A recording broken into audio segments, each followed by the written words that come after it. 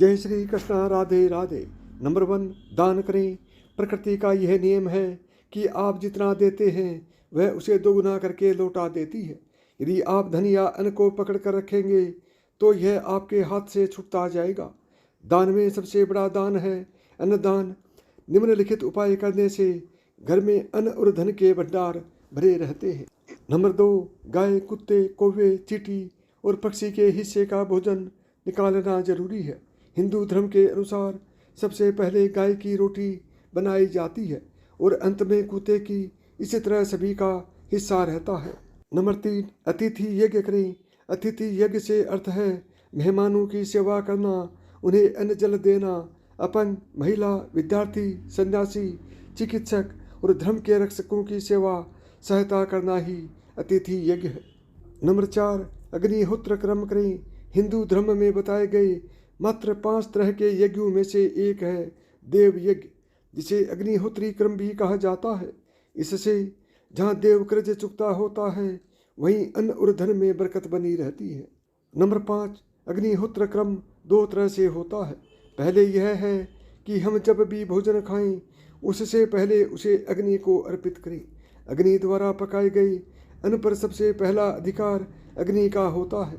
दूसरा तरीका यज्ञ की वेदी बनाकर हवन किया जाता है। नंबर 6, भोजन के नियम। भोजन की थाली को हमेशा चटाई, टेबल या पाट पर सम्मान के साथ रखें। खाने की थाली को कभी एक हाथ से ना पकड़ें। ऐसा करने से खाना प्रेत योनि में चला जाता है। भोजन करने के बाद थाली में हाथ न धोएं। थाली में कभी जूठन ना छोड़ें। भोजन करने के बाद थाली को कभी किचन स्टैंड, पलंग या टेबल के नीचे ना रखें और उसके ऊपर भी ना रखें। रात्रि में भोजन के जूठे बर्तन घर में ना रखें। नंबर 7, भोजन। भोजन करने से पूर्व देवताओं का आह्वान जरूर करें। भोजन करते वक्त वार्तालाप और क्रोध न करें। परिवार के सदस्यों के साथ बैठकर भोजन करें। भोजन चबाते वक्त अजीब सी आवाज़ ना निकले। रात में चावल, दही और सत्तू का सेवन करने से लक्ष्मी का निरादर होता है। अतः समृद्धि चाहने वालों को तथा जिन व्यक्तियों को आर्थिक कष्ट है उन्हें इनका सेवन रात के भोजन में नहीं करना चाहिए। भोजन सदैव पूर्व या उत्तर की ओर मुख करके करना चाहिए। संभव हो तो रसोई घर में ही बैठकर भोजन करें। इससे राहु शांत होता है। जूते पहने हुए कभी भी भोजन नहीं करना चाहिए। सुबह कुल्ला किए बिना पानी या चाय ना पिए।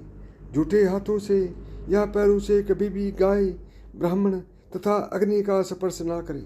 नंबर 8, क्रोध कलह से बचे। घर में क्रोध, कलह और रोना धोना आर्थिक समृद्धि व ऐश्वर्य का नाश कर देता है। इसलिए घर में कलह, क्लेश पैदा न होने दें। आपस में प्रेम और प्यार बनाए रखने के लिए एक दूसरे की भावनाओं को समझें और परिवार के लोगों को सुनने और समझने की क्षमता बढ़ाएं। अपने विचारों के अनुसार घर चलाने का प्रयास न करें और सभी के विचारों का सम्मान करें। नंबर 9, घर की सफाई। कभी भी ब्रह्म मुहूर्त या संध्या काल को झाड़ू नहीं लगाना चाहिए। झाड़ू को ऐसी जगह रखें जहाँ किसी अतिथि की नज़र न पहुँचे। झाड़ू को पलंग के नीचे ना रखें। घर को साफ सुथरा और सुंदर बनाकर रखें। घर के चारों कोने साफ हों। खासकर ईशान, उत्तर और वायव्य कोण को हमेशा खाली और साफ रखें। वॉशरूम को गीला रखना आर्थिक स्थिति के लिए बेहतर नहीं होता है। वॉशरूम का प्रयोग करने के बाद उसे कपड़े से सुखाने का प्रयास करना चाहिए। दक्षिण और पश्चिम दिशा खाली या हल्का रखना करियर में स्थिरता के लिए शुभ नहीं है। इसलिए इस दिशा को खाली न रखें। घर में काला, मटमैले, जमुनी और बैंगनी रंग का इस्तेमाल बिल्कुल ना करें, चाहे वह चादर, पर्दे या फिर दीवार ही क्यों ना हो। घर में सीढ़ियों को पूर्व से पश्चिम, उत्तर से दक्षिण की ओर ही बनवाएं। नंबर 10, खुद को सुधारें। घर की स्त्री का सम्मान करें। दक्षिण दिशा में पैर करके ना सोएं। शर्ट और पैंट की जेब फटी हो तो उसे ठीक करवाएं। बटुआ या रुपये को पैंट के पीछे वाली जेब में ना रखें। किसी भी प्रकार का नशा न करें। झूठ बोलते रहने से बरकत चली जाती है, इस बात का ध्यान रखें। झूठ ना बोलें।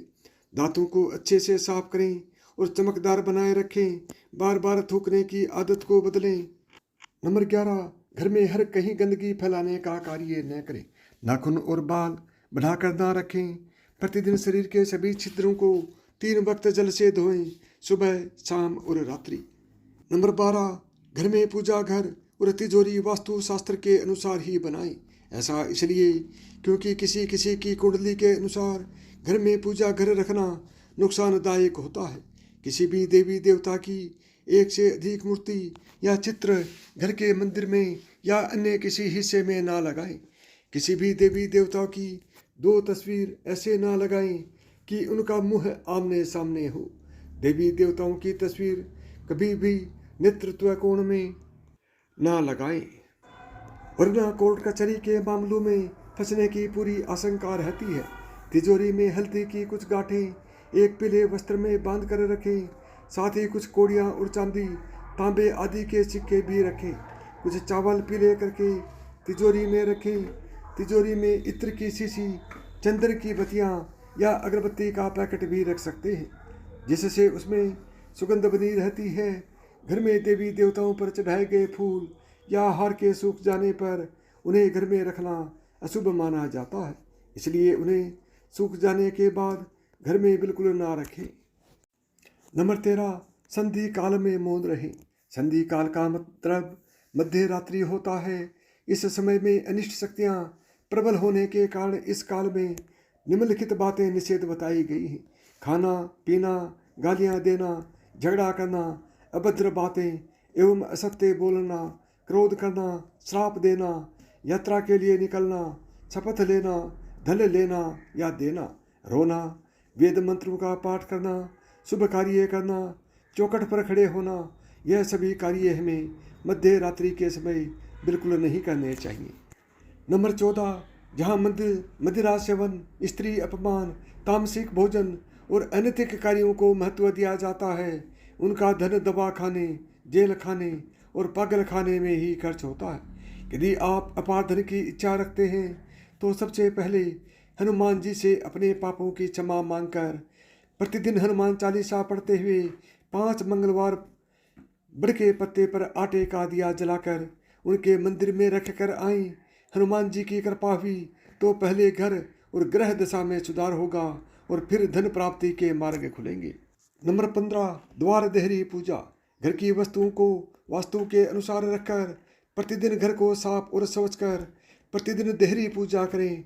घर के बाहर देहरी मतलब दरवाजे के आसपास स्वस्तिक बनाएं और कुमकुम हल्दी डालकर उसकी दीपक से आरती उतारें। इसी के साथ ही प्रतिदिन सुबह और शाम को कपूर भी जलाएं और घर के वातावरण को सुगंधित बनाएं।